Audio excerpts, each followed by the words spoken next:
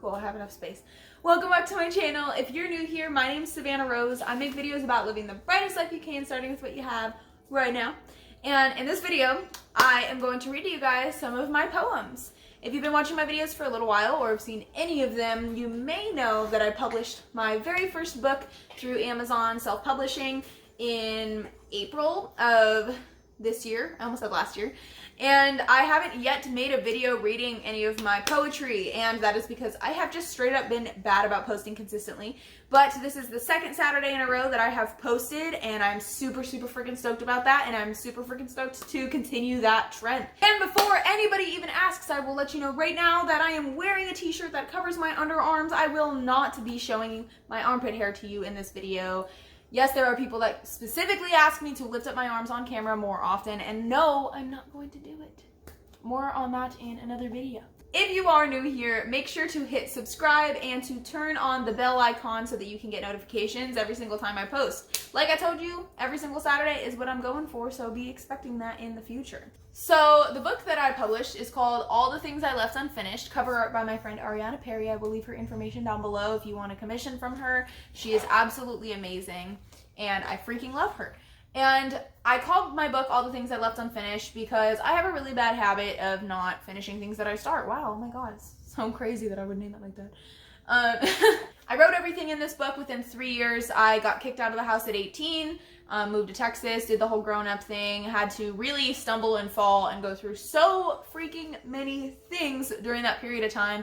And my coping mechanism has always been writing poetry, which is interesting because if you saw my most recent video before this, I have been going through a whole bunch of things, and I've been avoiding the pen and paper because I am so not prepared for the overwhelming emotions that will come with that. But I digress. So I use poetry as a coping mechanism, and these are the poems that I wrote in response to the things that I went through during that 3-year period of time between turning 18 and being 21 and publishing the book. Let me read you the summary.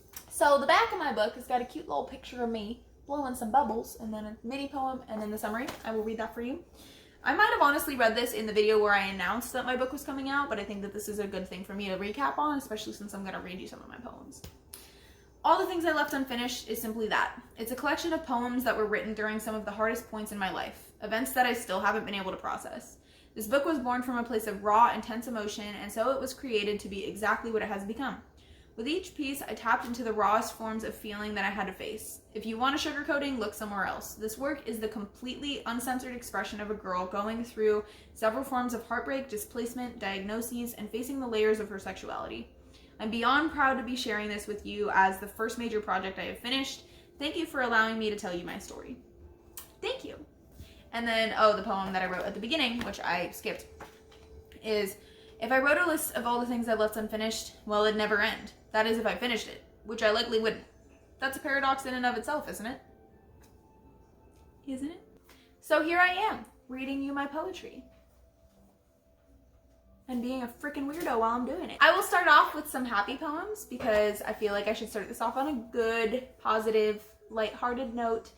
I will let you know that things are going to get dark. I'll probably do it progressively, so it's like happy and then sadder stuff.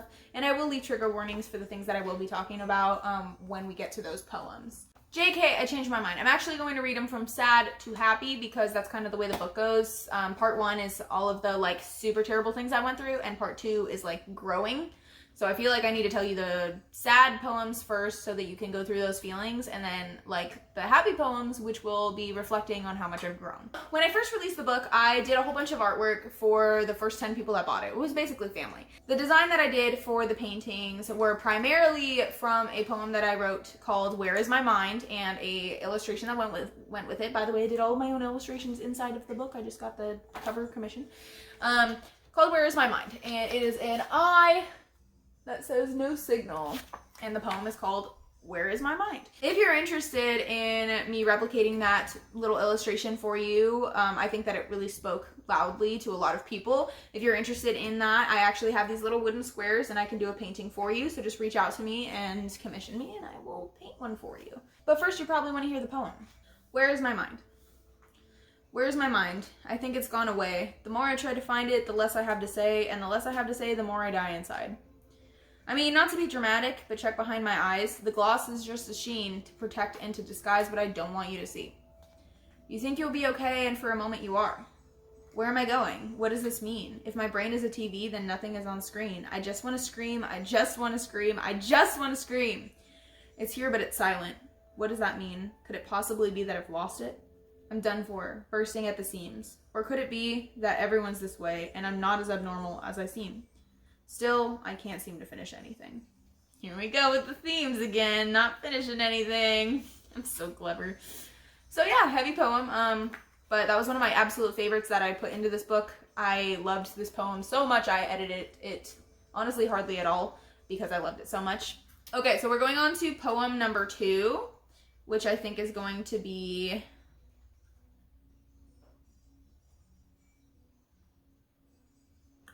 trigger warning for this poem. This poem is called bulimia. So if eating disorders are a trigger for you, I will post a timestamp down below so that you can skip to the next poem. Bulimia. Bared ribs, cold limbs, sore throat, water bloat. Only half were true for me. Despite being bulimic, I didn't show it, at least not physically. Never below 140, never above 1200, at least not that I kept down. I pushed, pulled, and benched far too much for what I ate. I could plank 40 pounds for a minute, I could run for nearly an hour, but physically all I gained was a dysmorphic view and some new running shoes. Better, faster, stronger, except I couldn't sustain stronger. Beaten until I broke, my body couldn't grow. Fixation, contemplation, fix and repeat until I had to let it go. Recovery isn't what you'd think. It's the slingshot effect. You pull back the cravings, carbs, and desires until you have to let it all go. To get better, you let yourself go. At least the reps runs and climbing, and then climbs the scale, about 30 pounds. But that's when, crazily, body positivity comes around. Illustration that goes with that. I've actually been recovered for the past, I want to say like 3 or 4 years. I can't remember if I ever made a video on my eating disorder. If I did, I will link it. If not, then I did film it, but I never posted it, probably because it just didn't really encapsulate the way I wanted to describe it. But if you would like a video about my eating disorder recovery journey, let me know in the comments below, and I will add that to the list of things that I make a video of because I've actually been meaning to make one. The last poem that I'll read for the more like negative side of things is called Brain Fog, and it's not one of my most favorite poems, but I feel like it really sets the tone for the headspace that I was in when I was writing these poems. If I shared all of my best work, then you wouldn't get the books, though. Brain fog.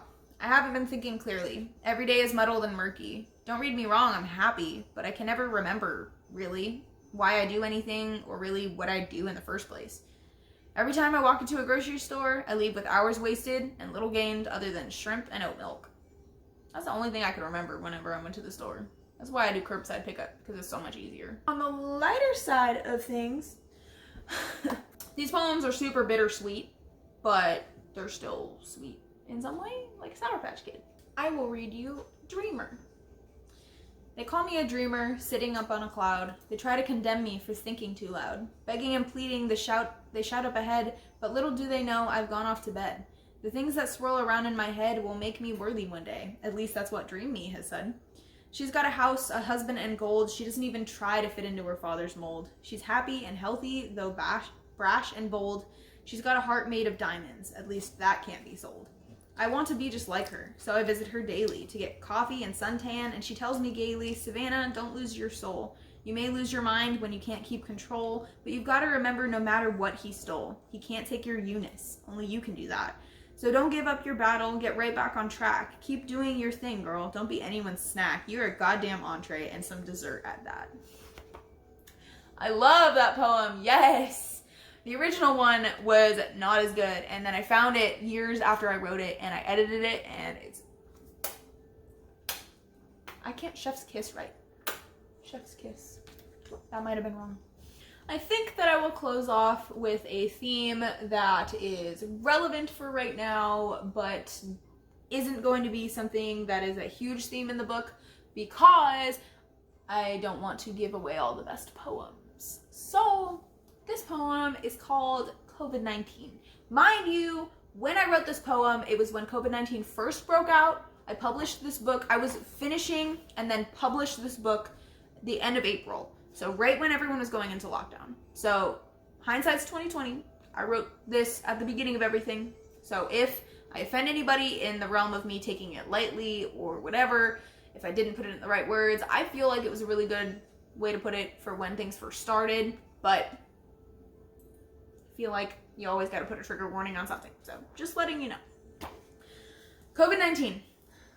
We all hide from a beast with no fur, no feathers, no teeth. He's translucent, opaque. We can't see but can't fake the numbers he takes. The earth that he quakes, hanging outside is a mistake. So just stay home. Take a break. Because the risk that you take could take your mother, your best friend, your brother. Please be safe, be healthy, and stay home. Don't leave your conscience at the tone. Don't leave your conscience at the tone. It doesn't have to be boring being alone. You can see all your best friends just over the phone. You can walk around naked, depending on who's home. You can write, clean, or sing, add a few new paintings to your gallery. We've been shown an online world. Try something new, get in the zone, but don't zone out on life. Just make social distancing nice. It's not your whole life. Just have fun for tonight, tomorrow, maybe a week or a month, maybe 2, or all fucking year. But whatever you do, don't break quarantine too soon, or you may end up with the Frankenstein flu. So, I'm not going to throw this. I wanted to throw it, but I'm going to set it nicely because this is my book. This is my copy of my book. Folks, that is all I have for you guys. I really hope that you enjoyed my poems. I really hope that you are interested in looking into and or purchasing my book. If you are interested in getting a book and you want a signed copy, reach out to me personally in the DMs, or I will leave my email down in the description below so that you can shoot me a message. When you purchase them through Amazon, they are $22. But for one, I don't make as much off of them because it's, through Amazon. And for two, I can't really sign it unless you bought it and then shipped it to me and then shipped it back. So instead, if you reach out to me personally and you want a signed copy, I will charge $25. So it's $22 on Amazon, $25 through me, but I will sign it. The upcharge is primarily just because that'll just include shipping. So you'll get a signed copy. I will get a little more money for the hard work that I put into this book. And I'll ship it right to you. Anyways, Merlin and I are going to go and edit this video so that I can post it by the end of the night tonight, so that I can keep up with my promise to myself and most importantly to you guys. Just kidding, it's most important to myself because I gotta be there for me. To post this on Saturday. Anyways, thank you guys so much for watching this video. I hope you have a fantastic rest of your day, your week, your month, your night, your existence, your 2020. I really hope the rest of your 2020 goes better. And I cannot wait to talk to you guys soon. Bye guys! If you are new here, be sure to click subscribe and to turn on the bell icon every single time.